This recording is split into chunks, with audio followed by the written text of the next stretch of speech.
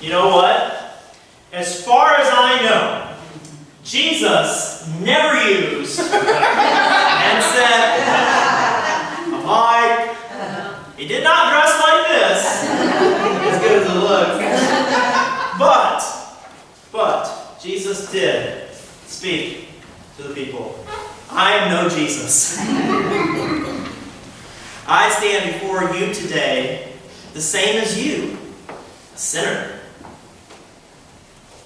We don't like to think about that, but it's true. I mean, we might think about it for ourselves because we kind of all know on the inside, yeah, we got some stuff. We got some stuff, right?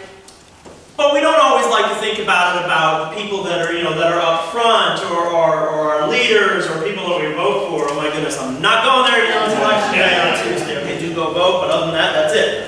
That's your thing. Go vote. All right, that's all. That's it. That's all you got for me. All right. So, but we don't like to think about it that way. But the truth is, we're fallen. We all got our stuff. Put it nicely.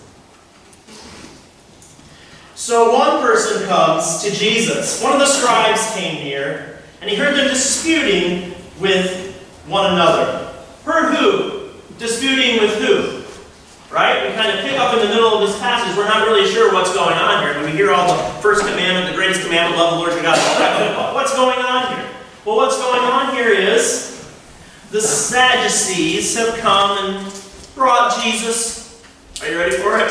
A question. Right? Now, the Sadducees, you may know this, you may not, so I'll just make sure that we all know this just in case, right? The Sadducees were a religious group, kind of a minority religious group. The Pharisees were the dominant religious group. There were the Sadducees, there were a couple of other smaller groups. And the Sadducees, they didn't really believe in any kind of afterlife or resurrection. They were just like, no, it doesn't happen. When you die, that's it. You're gone. And that's all there is. And I think they had maybe some legitimate rationale for why they thought that way. Doesn't mean I agree with them, but I think maybe they had some legitimate rationale for why they thought that way. From dust we come, to dust we shall return. And it wasn't like they had somebody to come back to them from the afterlife to say, this is what it's like. I mean, when you really stop to think about it, it's pretty unbelievable, isn't it?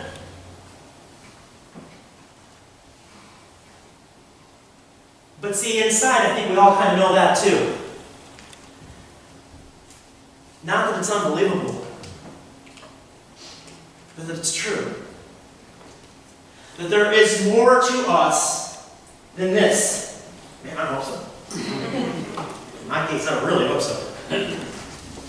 Anyway, so the Sadducees, they're bringing this question to Jesus. And see, I'm going to trick you here. I'm coming back to part of the passage I'm going to preach on today. So, some Sadducees who say there is no resurrection, they came to him and asked him a question, saying, Teacher, Moses wrote for us that if a man's brother dies, leaving a wife and no child. Okay, so we got the setup, right? All right? So I have a brother. I have two brothers, as a matter of fact. Neither one of them have died yet, but eventually they will. Let's say one of my brother died. And let's say they didn't have any children. Both my brothers have children.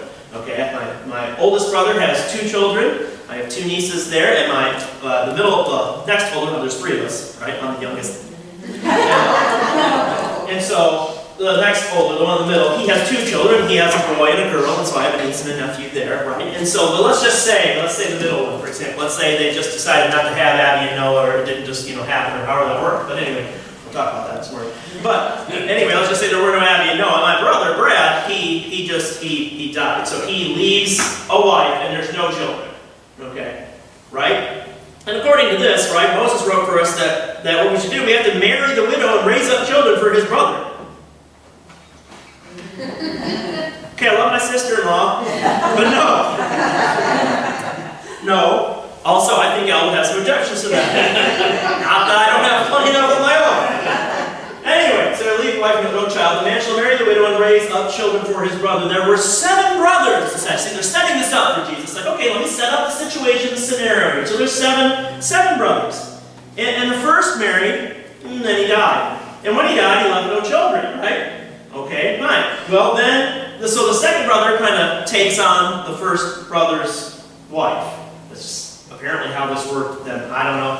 But anyway, it doesn't fit with our sensibilities today, at least I hope. But it doesn't. And anyway, so they did. So the second one, and the widow and the died, and they left no children, and the third did, and the fourth did, and the fifth. And they're like, okay, Jesus, so we got all the way through all these 7 brothers, and they all died. And then the woman died. As it says, this is the version in Mark here, but in Matthew 22:27, right? It's one of our favorite verses in Bible quizzing. We did Matthew many, many years ago. And it was kind of our favorite verse. It was the first year for Seth and Grace during quizzing. And we got to Matthew chapter 22 and we were studying it. And then we want to take a verse out of context? Matthew 22:27. This is the entirety of the verse. Finally, the woman died. I always thought that was a fun one. We came up with all kinds of fun ways to use that for fun. With quizzing and also for learning. Anyway, so last of all, the woman herself died. And so then the Sadducees ask, okay, in the resurrection, whose wife will she be? For all 7 had married her. Okay, first of all, this is a completely inauthentic question for them to ask. Believe this for a second. It's what today we might call BS. Okay, they don't believe this for a second. They don't believe in the resurrection. They're not asking this because they actually want to know the answer to the question. They're asking this because they want to be like, okay, Jesus, we got you on this one. Show us. Come on now, right? The 7 had married her. Whose wife will she be? And Jesus said to them, is not this the reason you are wrong? That you know neither the Scriptures nor the power of God? For when they rise from the dead, they neither marry nor are given in marriage. He's not talking about before they rise from the dead. He's talking after they rise from the dead. Right? When they rise from the dead, the first thing they do is they'll say, oh, well, who can I marry now? I got a brand new life. Brand new life? I don't know. Anyway, no, let's just not even go there. But anyway. For when they rise from the dead, they neither marry nor are given in marriage, but are like angels in heaven. And as for the dead being raised, have you not read in the book of Moses, in the story about the bush, how God said to him, I am the God of Abraham, the God of Isaac, and the God of Jacob? He is God, not of the dead, but of the living. You were quite wrong. Sort of reminds me of a line that goes like this, that you may recognize, may not, but I know some of you will, right? Everything you just said is completely wrong. I thought of that over and over and over again. You don't know what that is? It's it'd just be between me and me. Maybe me and Grace. I don't know. But he is God, not of the dead, but of the living. You're quite wrong. And so, Jesus has a great answer to them, right? Okay, he gives them a great answer. But this is all just the background. You're like, well, okay, so what? Okay, interesting story. We laughed a little bit about what? Okay, so one of the scribes came near and heard them disputing with one another. So a scribe comes up and hears the Sadducees kind of trying to needle Jesus, and Jesus is saying, everything you just said is completely wrong. Okay? And seeing, the scribe says, seeing, what's a scribe? Scribe.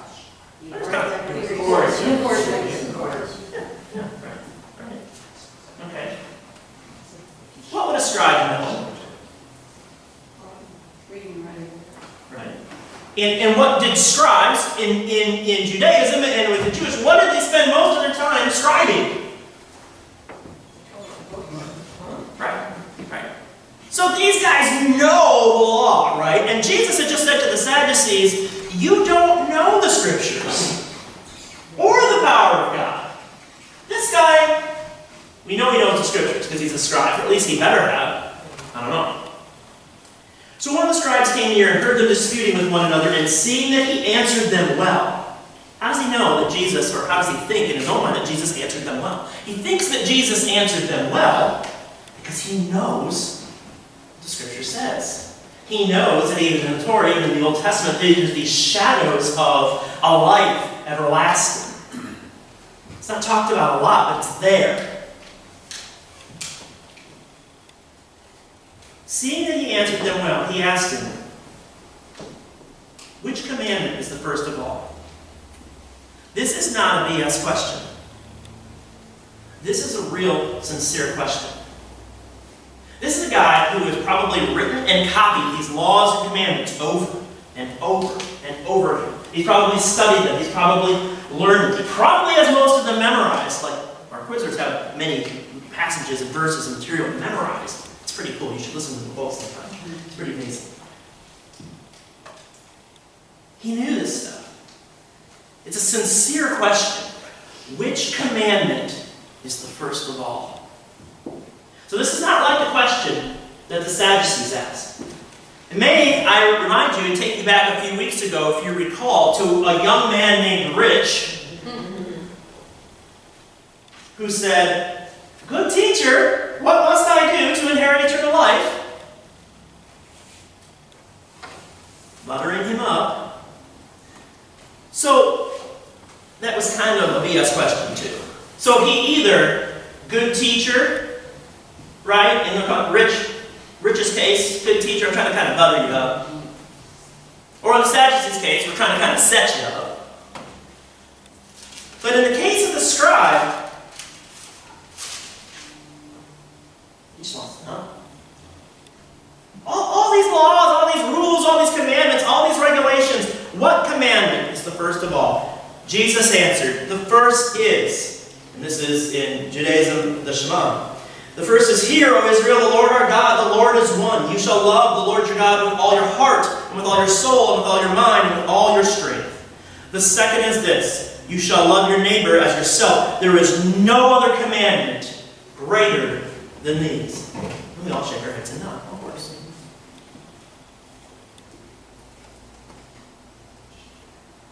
Then the scribe said to him, "You are right, teacher. You have truly said that He is one, and beside Him there is no other. And to love Him with all the heart, and with all the understanding, with all the strength, and to love one's neighbor as oneself, this is much more important than all whole burnt offerings and sacrifices."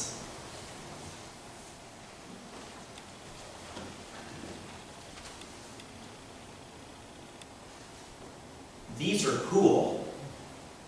I like these things. We don't just get these. And they do work. I just probably did something to mess it up this morning. Because we tested it. But they're cool. But this doesn't matter. I look good today. So do you, by the way. Much better than me. And it doesn't matter. It doesn't matter. I want you to understand, what I'm not saying is, well gosh, nothing that we do matters, or all of our traditions, or all the things that we do, or all the things that we plan music, and we're going to talk about the tea lights that we have up here a little bit, that somehow none of that matters. The things that we do, they matter, but they matter because of the place that they come from. They matter because of where the starting point is, and that starting point is love. Love God, love yourself, love others. Okay, love. Love God, love yourself, love others. There's one in the love your neighbor as yourself. This is not about put myself down. This is not about some sort of false sense of humility. We need to love ourselves. Not like worship ourselves, not like some sort of narcissistic, everything is about me. Okay? But we need to care for ourselves, to love ourselves.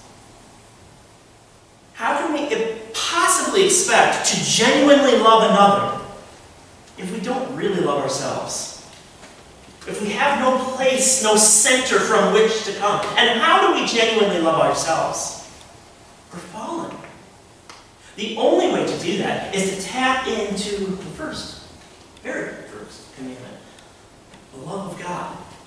For it is that love that ignites in us, that wells up in us, that becomes that love, that transforms us so that we can fully love ourselves and fully love others. Without it, ladies and gentlemen, We can't do it. There are some days when things are going really well where I think I might be able to do this. But even on those days, I can't. But that is not to say, oh, woe is me, I'm a terrible person and now I don't love myself. It is to say that we are created beings who are dependent upon a creator. And we have a fierce independent streak, at least some of us do, I know I do. And we don't want to be dependent on somebody else. We want to do it. But we can't. But that doesn't make us lesser, right? To depend on God doesn't lessen us. It doesn't make us somehow less of a person. It makes us more of a person, because that is who we were created to be. Beings depend upon, that cooperate with, that work with God to build the kingdom here on earth, right now, as much as we can. Because, ladies and gentlemen, Jesus is bringing the fullness of the kingdom one day. And it's going to be awesome. But we're not just waiting around for it. Like, okay, that'll be great someday. Meantime, boy sucks. No. In the meantime, ignited by that love of God, ignited by that passion that Christ is coming again, we do all we can. And those things that we can't, we depend upon God. I have no idea if this makes any sense to you or not. I have no idea if it makes any sense to me. Oh, one more verse. When Jesus saw that the scribe answered wisely, he said to him, "You are not far from the kingdom of God." After that, no one dared to ask him any question. If you remember, I say remember, I think it's still on in some places or in syndication or something, Who Wants to Be a Millionaire? Is that your final answer? Is that your final answer? Final? Are you sure? But here, in all these questions that keep getting brought to Jesus throughout this gospel passage, throughout this ordinary time, throughout this fall, September and October, and into November here, we're looking at these questions in Mark chapter 9 and 10 and 11 and 12. Finally, someone brings a question to Jesus sincerely, authentically, and he brings that question. And Jesus answers well. And no one after this would dare to ask him, what else is there to ask? Is that your final question? In Mark's gospel, it appears to be so.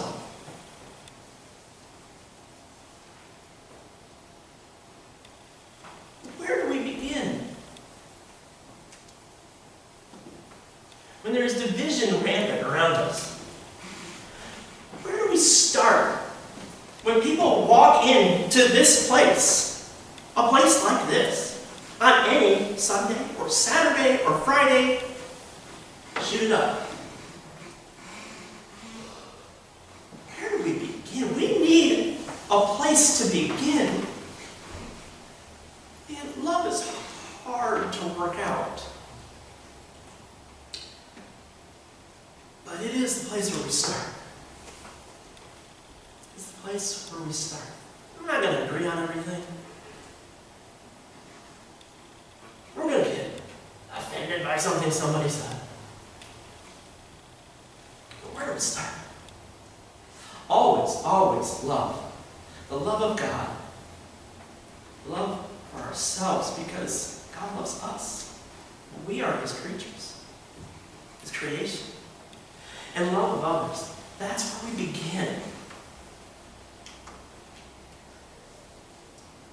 So it's not really, right, an answer as it is a beginning.